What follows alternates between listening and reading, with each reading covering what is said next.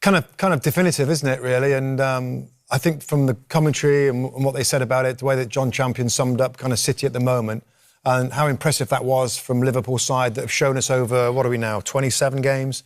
They can win in an expansive way, an exciting way, an attacking way, and they can win in other ways where they're okay to sit back and suffer a little bit in terms of working and not having the ball, which, as we know, is not nice. Like, that's not enjoyable, but they're happy to do that, and they've got the power, the strength to win in that way, and in the other way I've just talked about. They've got a special player in Mo Salah. And just the football club, Rebecca, you know, the job that the club's done. Richard Hughes is director of football, talking about recruitment and decisions. He brings in Arne Slot. They do very little, spend very little money. Chiesa, for $16 million in the summer, nothing in January. The manager, over a period of time, has figured out what he's got in terms of what his players can do, so he can play a system like that, where he can trust Jones and Szoboszlai to play as false nines, if you like, because he knows their attributes will work well in a game like this. So the whole thing is coming together beautifully at Liverpool. As City, we're transitioning. Do you think Arne Slot will have been surprised by quite how straightforward this has been so far? I think we're doing him a slight disservice if we think so straightforward backs. I think there's still been a lot of work going on behind the scenes. I don't think you can walk into a football club. As you've just mentioned, Liverpool were 9 points behind Manchester City last season. Yes, they've won the title and they were in the race last year, but they were falling away and we felt like a change needed to come. He's come into the football club. He's added something where he's made this team slightly more adaptable, and they can look at the opposition and look to nullify your strengths. And they don't feel they're that big that they don't have to do that. They're prepared to do that on days like today.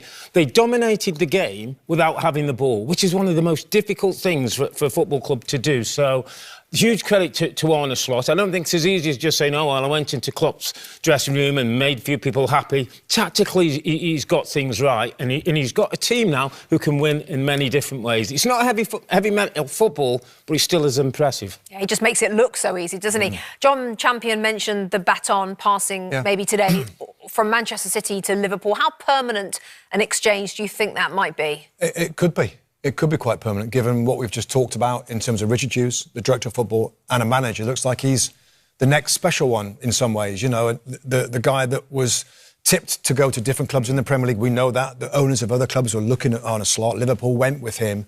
And the age profile of the team looks pretty good. Their young players have come in. They must have a lot of money.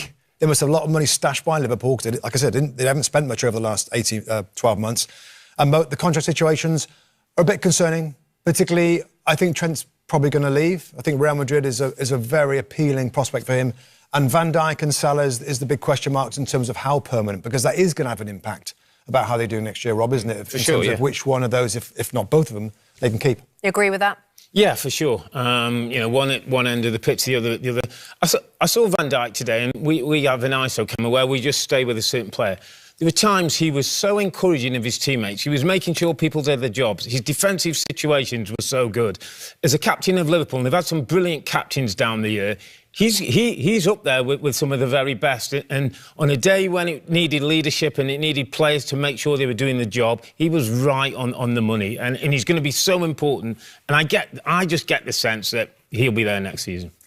Mo Salah. Yeah. How good are we talking in the grand scheme of things when you start looking and comparing to others?